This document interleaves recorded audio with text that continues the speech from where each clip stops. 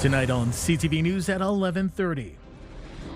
A northern First Nation is now under a mandatory evacuation over a nearby wildfire. It has intensified overnight from yesterday. We did see a bit of an increase. We'll have the latest on Timmins 9. Plus, dozens come out to a town hall looking for answers from the province on the four-laning of Highway 69. We're very concerned about the highway, the accidents that happen. Provincial officials still steering clear of providing timelines on construction. And Pride Week is in full swing up in Timmins. So we like to say parade because that's fun, but really we're marching for our rights. While progress has been made, community members say there's still a lot that has to be done. CTV News at 11:30 with Ian Campbell and Rick Wyman with weather. Good evening. Thanks for staying up with us. We begin tonight along Highway 144, where there is a mandatory evacuation order now in effect from Matagami First Nation. The wildfire threatening the community and the nearby village of Gogama has now grown in size. CTV's Madison Marier starts us off tonight. The Timmins 9 fire has grown from 350 hectares on Monday to just under 3,000 hectares as of this afternoon. Hot, dry conditions, some of the winds as well. It makes for some challenges in being able to control the fire. We have been using a lot of aerial suppression to bring down the intensity of the fire and the fire behavior itself. Nearby communities are less than 10 kilometers away from the fire and have been monitoring the situation. We sent out a notice today to our residents to at least prepare for an evacuation, so that, get your belongings together, at least what you need. And other items, your pets, etc., your valuables, at least prepare just in case, because the evacuation notice, if it does come, it will come very quick. Matagami First Nation notified community members yesterday evening of a mandatory evacuation, and Highway 144 has been closed as a precaution. The highway right now is closed from the watershed to Timmins. They're anticipating that the fire will cross the Highway 144. This afternoon. That is concerning to us, being south of that, because the winds tomorrow will shift to the north, which will put us directly in the path of the fire again. According to the MNR, there are 9 fire ranger crews, water bombers, and helicopters battling the wildfire, but it is unknown when the fire will be under control. It has intensified overnight from yesterday. We did see a bit of an increase on the area of the fire, and that was due to the low humidities overnight and just the conditions on the ground as it is now. Meanwhile, the Matagami Fire Department has set up suppression systems nearby homes to keep the community wet as the fire rages on. Madison Marier, CTV News, Sudbury. Meanwhile, several communities across the north, including Timmins, are instituting fire bans. Because of the high temperatures and dry conditions, all open air burning and open flames are now prohibited in the city. This includes campfires, outdoor fireplaces and pits, along with incinerators, plus slash and burn agriculture. Burning permits that have been issued by the city are suspended during the fire ban. Propane-fueled fire pits at barbecues are okay, but must be used with caution. 2 people are facing serious charges following a sudden death in March east of Sault Ste. Marie. Police responded to a disturbance March 29th at a restaurant in the town of Bruce Mines. 23-year-old Caleb Foster from Deborah was seriously injured in the altercation and died a few days later in hospital. A 21-year-old and 55-year-old from Bruce Mines have now been charged with manslaughter. 2 Constance Lake residents are facing charges after Anishinaabe Police Service seized more than $100,000 in drugs. The drug bust was part of an ongoing trafficking investigation on the nation. The investigation led police to a motel in Hearst, where police executed a search warrant yesterday. Police say they seized suspected fentanyl, methamphetamine, and other drugs, along with a replica firearm. Home improvement frauds are starting to heat up. That from North Bay Police, which is warning the public to be cautious with people offering low-cost roofing or driveway repairs. While these offers are often presented by someone at your door using high-pressure tactics, it can be through flyers or legitimate-looking websites. Police say you should always compare quotes, ask for a signed contract outlining the scope of the project, and ask for proof of the contractor's licensing, liability, and WSIB coverage. Investigators in the Gateway City also arresting a 26-year-old man from Toronto going door to door in the Birch Haven area in February. The man told people he represented the federal home energy conservation program and promised rebates ranging from $5,000 to $10,000. According to police, the program he referenced had concluded several years ago. Well, new tonight, dozens of people turned out to a public information session this evening in Britt, all eager for updates on the ongoing Highway 69 four-laning project. The session was hosted by the Ministry of Transportation and the engineering firm Parsons. Both groups refused interview requests from CTV News. The province unveiled 3 proposed designs to update the high-traffic Beckenham Road interchange. Officials also revealed plans to eventually raise the speed limit from 100 to 110 kilometers an hour. Concerned citizens were able to view the proposals and offer input on the environmental assessment for this 20-kilometer stretch through Henvey Inlet First Station. We're very concerned about the highway, the accidents that happen. Also, I spend a lot of time, I sell my woodworking and stuff that I make. I sell at S&N, Gas and Convenience. So that intersection that's there, we see everything that happens, and having no turning lane and people swerving and pulling in front of transport trucks. We're waiting on the 4-lane. Some of those environmental assessments have been done in 2008. They've been redone in 2014. They've been redone many, many times. I have no problem giving people an opportunity to be heard, but what most people are bringing forward is, when is this going to be done? We have seen enough accident. We have seen enough life lost.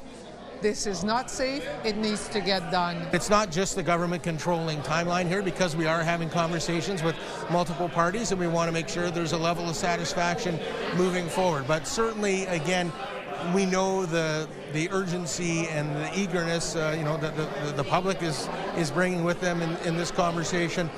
We know from a safety standpoint that we want to see improvements, so everyone's very focused on wanting to do something as quickly as possible. There is still no word yet from the province on when the 4-laning will be complete. The current designs update a plan first drafted back in 2008. Sudbury receiving millions today from Ontario's Minister of Labour, the money to help train workers to fill high-demand skilled jobs. CTV's Angela Campbell has more. At 18, Kiana Leroy is the youngest graduate of Community Builders and now is gainfully employed and confident about her future. Community Builders showed me that there's a place for young women in the trades and gave me the confidence to pursue that dream.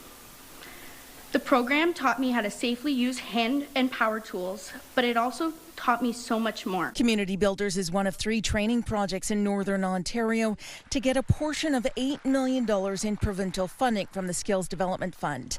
The Minister of Labour, Immigration, Training and Skills Development says the last round helped 14,000 people access training. Those are numbers, but it's measured by stories like Kiana's, where we're helping people find those meaningful jobs and recognizing that when it comes to training, if we can bring that training closer to home, partner with social enterprises like this. The social enterprise known as Community Builders has been around for 10 years, with 4 sites, including Sudbury and Sault Ste. Marie. Individuals who are facing employment barriers are part of a 12-week paid program, which trains them for jobs in skilled trades. The $1.9 million from the province will help almost 200 individuals. We may be building construction, but that's a vehicle to change people's lives through employment. Our main success metrics is actually getting people employed who are coming out of the program.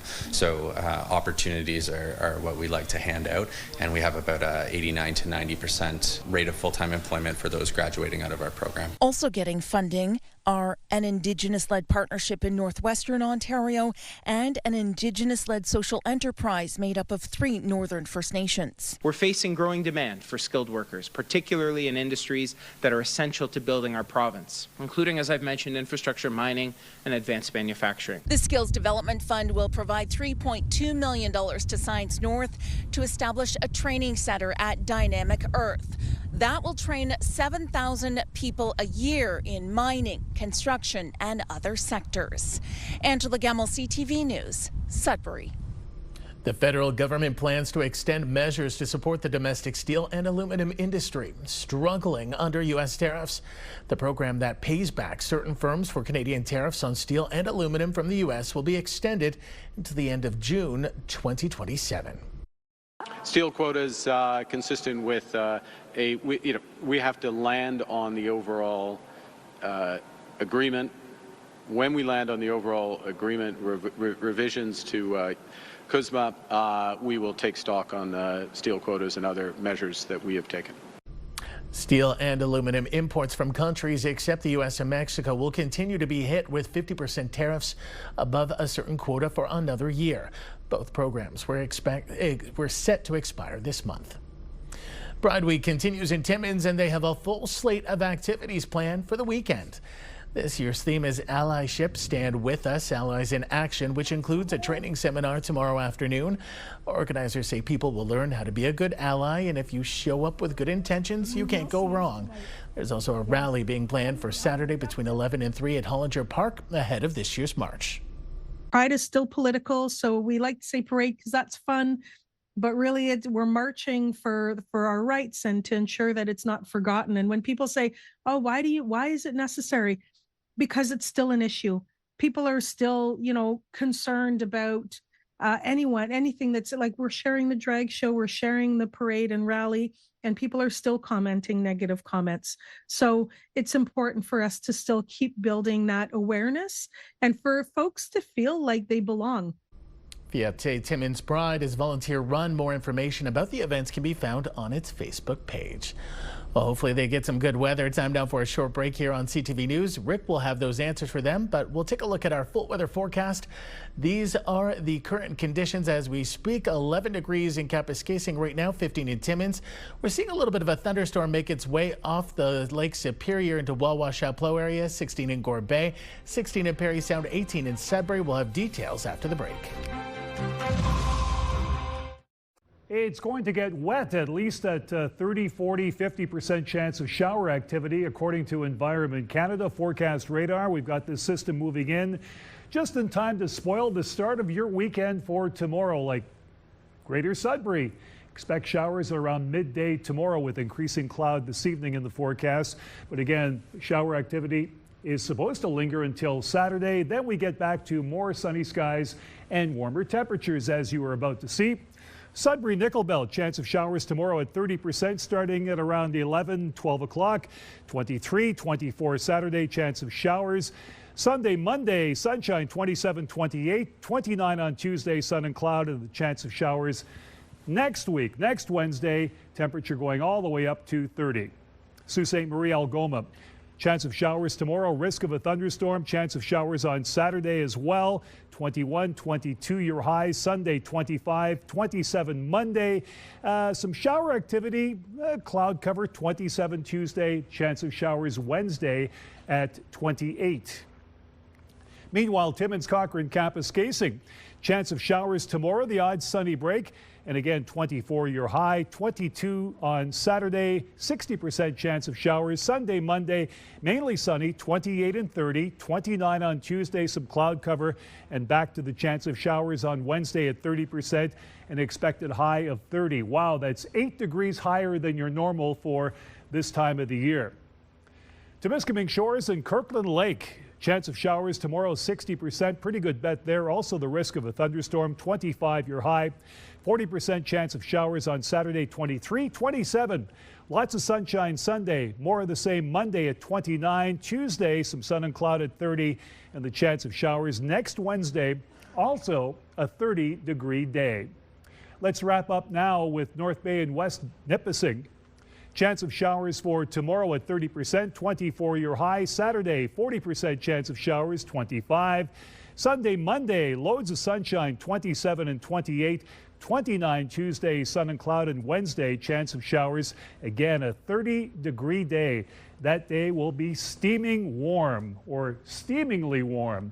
Ian, get ready for a little bit of rain. Then the temperatures start to get back up to 28, 29, 30. Beginning on Sunday. Back to you. I can handle a couple days. Thanks, Rick. Ontarians have spoken. CAA's top 10 list of the worst roads in the province have been unveiled, and 2 are in Sudbury. CTV's Lindsay Alick reports. This is the 3rd worst road, according to motorists across Ontario. Based off of our research, we saw that folks are venting about the state of the roads to friends, family, spouse, but not necessarily to their government officials. So we hope to continue those conversations with different levels of government in order to advocate for, continued infrastructure funding and a dedicated road maintenance. Barton Street East tops the list of the top 10 roads in Hamilton, with Notre Dame Avenue in Sudbury coming in 3rd and Panache Lake Road at number 7. We recognize those roads are in poor condition, and they're actually Notre Dame, for example, is part of our large spreader laid asphalt program for this year. So it's not a full rehabilitation of the entire street, but it's targeting the worst areas with large asphalt patches.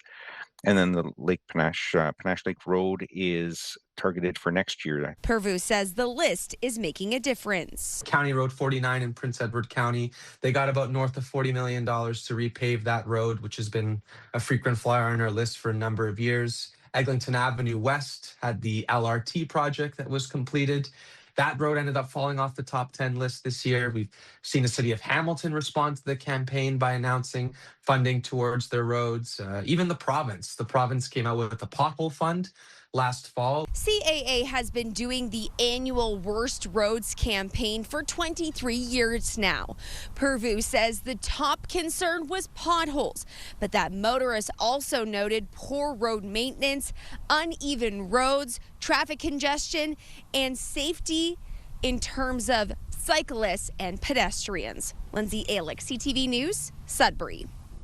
The North Bay Parry Sound District Health Unit is putting up new signs on city beaches about health risks. The health unit says it's shifting away from monthly beach water E. coli bacteria sampling, saying the sampling provides a snapshot of bacteria levels only at a single point in time. Results are published several days later, and water conditions could have changed by then. The signs remind swimmers to check the water before going in. By the time we get the results back to us, it's usually several days after, and water conditions have changed, and there's lots of things happening in between when we sample and when we get the results, like heavy rain, strong winds, birds congregating on the shoreline. The health unit is going to continue to investigate complaints and may collect water samples at beaches when safety concerns are reported. A comprehensive fundraising campaign in Timmins is moving into its public phase. The Hospital Foundation is looking to raise $10 more million. CTV's Lydia Chubak reports. I believe it's important to recognize the Timmins and District Hospital invited community partners to a special luncheon to learn more about its fundraising campaign. The foundation has already raised $20 million, with that money earmarked for a new emergency department. Hospital officials say one of the biggest challenges facing the current emergency department is a lack of privacy for patients receiving care. I actually had a patient where I had to divulge that they had new pancreatic cancer. And, the room just next door to that, separated by a curtain, heard about that story.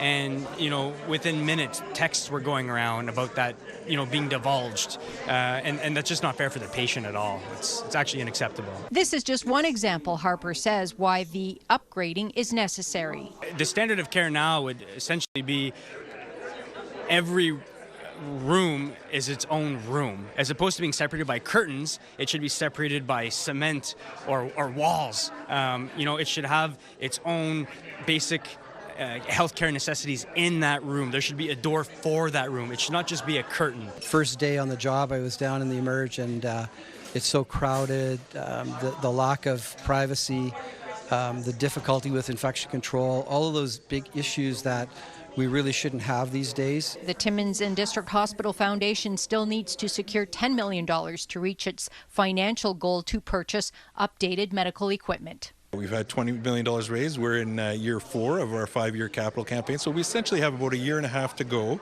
to get us to that total of $30 million. Hospital leaders say pre-construction work on the new emergency department could begin as early as this fall, with the major work starting next spring. Lydia Chubak, CTV News, Timmins. Still ahead tonight on CTV News. Yo ho, could a pirate's life be for you? If you're in the market to buy a business, it's possible. More after the break.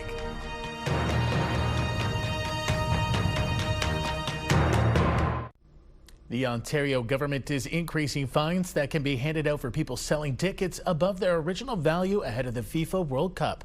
Premier Doug Ford says the move will help make live entertainment more affordable for the average Canadian to enjoy. This is such a great thing for the people of Ontario, that they can actually go to an affordable concert, an affordable sports venue.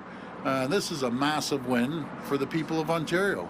So we're moving extremely fast on this, and we're going to hold people accountable. We've increased the fines, I think, up to $25,000. We're making the list public for people that want to try to take advantage of the taxpayers. We're here to protect the taxpayers.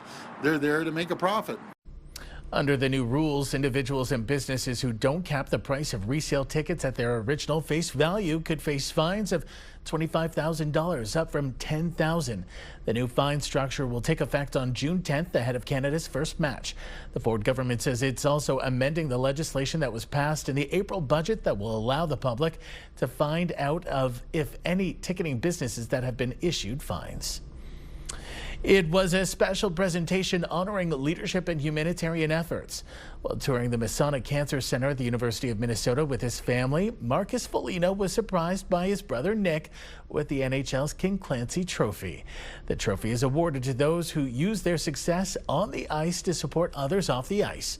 For Marcus, that includes the Foligno Face-Off fundraising campaign, which raised more than $200,000 for breast cancer research in a grant named for their late mother.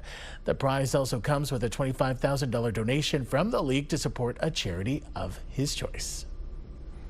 Researchers at McGill and the University of Toronto say almost half of Canadian seniors are taking one or more potentially inappropriate medications. They're recommending seniors get an annual review of the drugs they take. Researchers found that the number of medications people 65 and over are taking have been steadily increasing. 2 in 3 seniors are now taking 5 or more drugs, while some are taking as many as 15 or even 20. They say the yearly reviews could be done with doctors, nurse practitioners, or pharmacists. It could be during a routine visit when they're seeing the patient. Sometimes if someone's taking 15 or 20 medications, as you can imagine, it might take more than one visit to go over the medications and figure out actually what each one is being taken for, and learn which ones are helping the patient and which one might be causing them side effects that are potentially dangerous or a nuisance. The group says cutting down on unnecessary prescriptions could save the healthcare system about $1 billion a year. Well, finally tonight, if you ever thought the pirate life might be right for you, an Ontario company is offering the chance to make the dream a reality. A business called Pirate Life is up for sale. CTV's Sean Leathong reports. The Jolly Roger flies above. There are cannons along the side.